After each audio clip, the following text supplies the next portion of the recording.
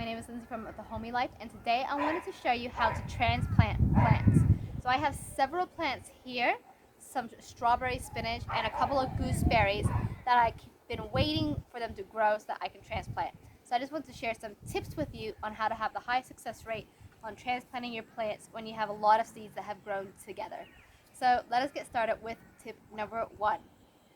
Tip number one is, first of all, you want to let your plants grow to a certain height. So I like them to have at least a couple of true leaves on them first. I don't want them to be these tiny little weak seedlings still. I want them to be hardier and stronger. I let them grow to about 1 inch to at least 2 inches in height before I transplant them. I want them to have a decent root and also some good leaves on them just to help them when they are getting moved over. When they're too little, they're just way too fragile. Tip number two is you want it to be at least a cloudy day like it is today. That's why I'm doing this video today. Or late in the afternoon before you move your plants. You don't want to do it early in the morning, and you don't want to do it in the middle of the heat of the day either. The plants will then dry out and it'll cause them a lot more stress. They're already going to be stressed when you're moving them from one area to another. You want to make it as stressless as you possibly can, really, for the plants. So I'm doing this on a cloudy day. It's supposed to even potentially rain, so that rainwater will help them even more to grow. But letting them get established definitely well over the night is just great.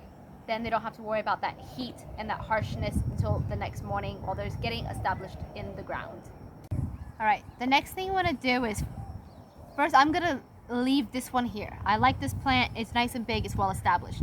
Now I have a few little ones over here that I want to see if I can transplant. I have three. Two are bigger, one's quite small, which might not make it, but that is okay. What you're going to want to do is get as much of the root and soil as you possibly can around that plant when transplanting. Now, because they are so close together, I'm actually going to grab them as a bunch and then gently separate them and then move them to the spots that I have allocated for them. I really enjoy the whole process of transplanting plants. I find it quite relaxing. I really enjoy digging deep into the ground, getting your hands in there, feeling the roots, and trying very hard not to disturb or break them as little as possible. Really want to give them a good start. I hope you enjoy this process as much as I do too. It's really fun to just watch your plants and garden grow and flourish. Right, now we're going to get these plants straight in. Just going to dig a hole. I want it to get covered slightly above the roots.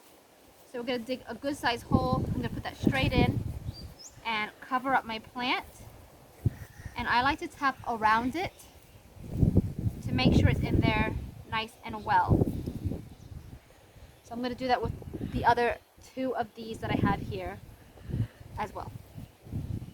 I try to dig a hole as long as the roots are so that they have a good depth to begin with, and that the roots are not all clumped at the very top of the soil and then are more likely to dry out that way as well.